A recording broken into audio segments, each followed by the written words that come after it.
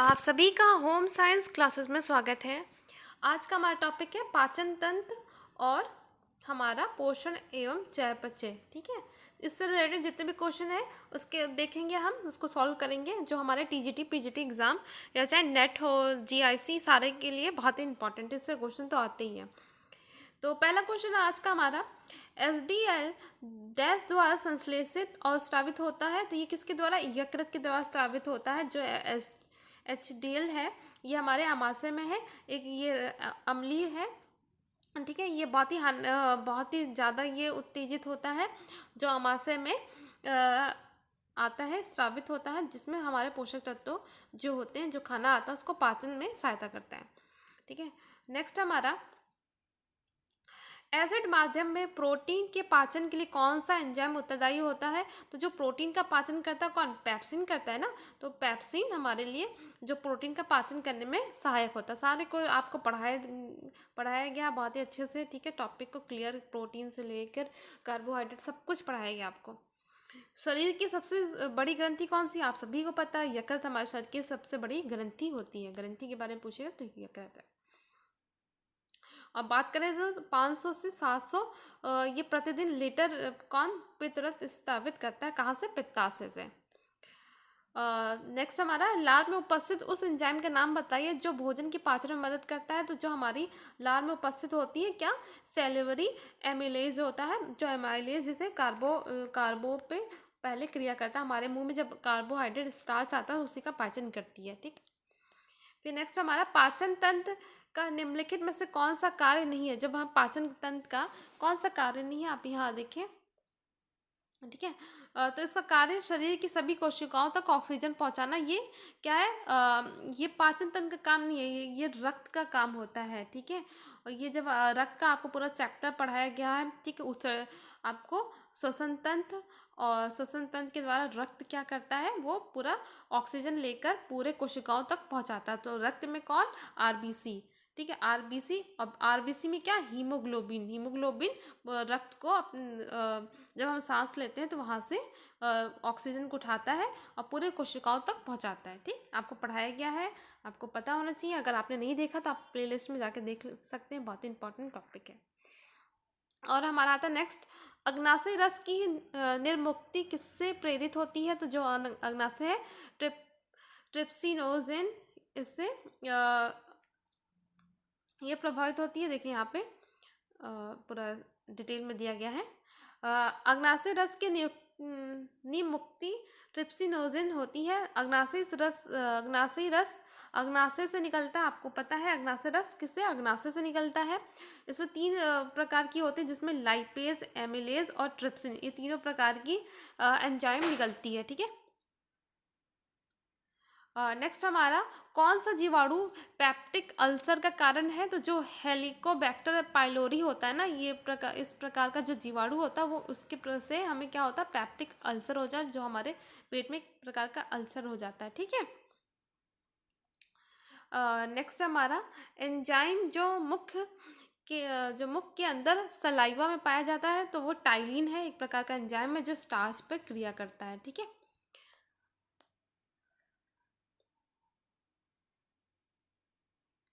Next है हमारा, खाने की पाचन क्रिया प्रारंभ होती है तो कहाँ से? मुख से होती है, क्योंकि यहाँ पे कुछ एंजाइम होते हैं जो स्टार्च पे क्रिया करते हैं। अभी आपने पढ़ा टाइलिन, ठीक है, एमाइलेज, ये सारे क्रिया करते हैं स्टार्च पे। फिर आता हमारा, अग्नाशयी रस में निम्नलिखित नहीं होता था। अग्नाशयी रस में पेप्सिन नामक एंजाइम जो होता है नहीं होता, बाकी लाइपेज, एमाइलेज और ट्रिप्सिन, ये तीनों हमारा एंजाइम होता है। ठीक है, इसमें अग्नाशय रस में 96% जल और तथा कुछ भाग का लवण, एंजाइम और पाचक रस होते हैं। ठीक है, इसे पूर्ण पाचक रस भी कहते हैं, क्योंकि इसमें एमाइलेज होता है, लाइपेज होता है, ट्रिप्सिन, ये सभी पोषक तत्वों का पाचन करता है।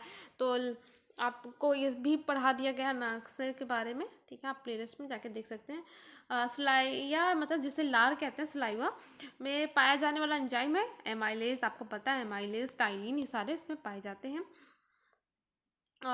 उत्तक, ठीक है, के टूटने की क्रिया कहलाती है। तो ये उत्तक टूटने की क्रिया अपचय कहलाती है। ठीक है, आपको ये भी पढ़ाया गया है बहुत ही अच्छे से, अपचय। ठीक है, कैटाबॉलिक एनाबॉलिक आपको सभी पढ़ाया गया है। देखिए अपचय कैटाबॉलिज्म जिसमें टूटने की विभक्त होती है, और एनाबॉलिज्म में नए ऊतक बनते हैं, इसमें टूटने की क्रिया होती है, इसमें जुड़ने की क्रिया होती है। ये सब पढ़ाया गया आपको। और नेक्स्ट आपका GIT में खाद्य पदार्थ के पाचन के लिए एंजाइम की अनुक्रमिक संबंधता बताइए। तो इसमें पाचन के लिए जो एंजाइम होती है उसमें कौन कौन सा GIT में, ठीक है। तो इसमें है हमारा जो इसमें पहला है हमारा कौन सा है, आप लोगों को पता होगा, इसमें पढ़ाया गया है बहुत ही अच्छे से, जल्दी से बताइए।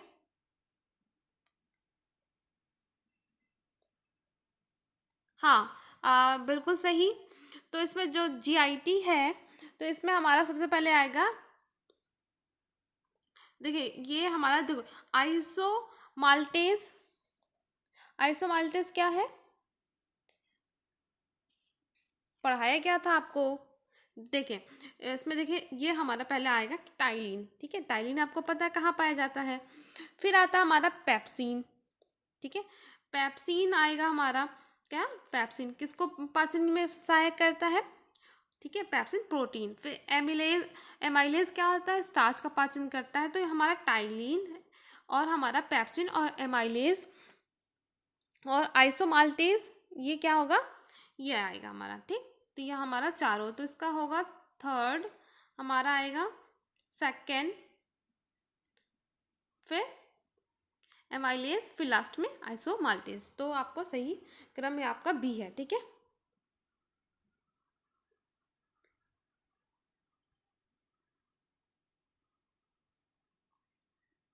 इसमें एक कथन दिया गया है, आपको कथन से बताना है।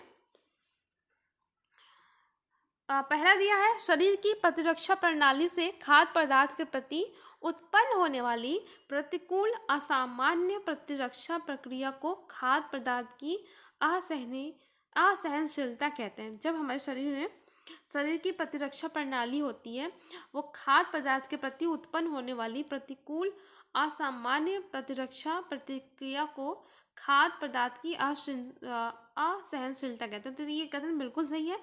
फिर नेक्स्ट है, खाद्य पदार्थ की असहनशीलता के लक्षण सामान्य जठरांत, मतलब जो पाचन होता है कि छेद तक ही सीमित रहती है। तो ये गलत है, तो ए सही है और आर गलत है।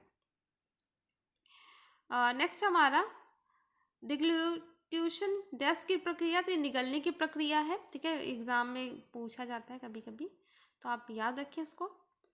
निम्नलिखित में से कौन उदर आंत्र नलिका का भाग नहीं है। तो जो उदर आंत्र नलिका का भाग है, तो इसमें पूछा है भाग नहीं बनाता। तो जो भाग नहीं बनाता, तो इसमें सारे भाग जो दिए हैं, ये यकृत, अग्नाशय और पित्ताशय, ये सभी भाग क्या है, इसमें नहीं बनाता उदर आंत्र का। नेक्स्ट हमारा, लार में पानी की मात्रा कितनी प्रतिशत होती है। तो लार में पानी की जो प्रतिशत होती है, वो होती है 99.27% होती है, ठीक है। तो ये याद रखिएगा, एग्जाम में पूछा जाता है, पूछा भी गया था PGT 2019 में। अदरांत नलिका की आधारभूत प्रेरक गति डैश कहलाती है। तो ये क्या कहलाती है, यहाँ पे देखें आप, पेरिस्टेलिस कहलाती है, ठीक है, ऑप्शन डी।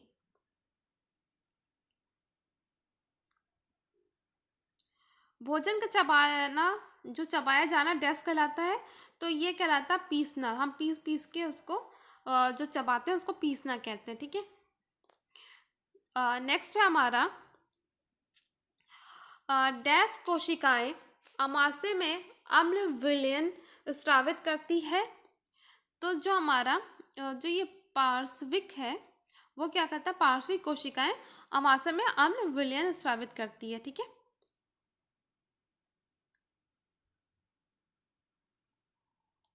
तो आज के लिए इतना ही, ठीक है। नेक्स्ट वीडियो में और हम क्वेश्चन को सॉल्व करेंगे, पाचन ग्रंथियों के बारे में, पाचन रस, सभी हम पाचन क्रिया के बारे में पढ़ेंगे। तो अगर वीडियो आप पसंद आए तो प्लीज़ वीडियो को लाइक करें, शेयर करें, चैनल को सब्सक्राइब करें।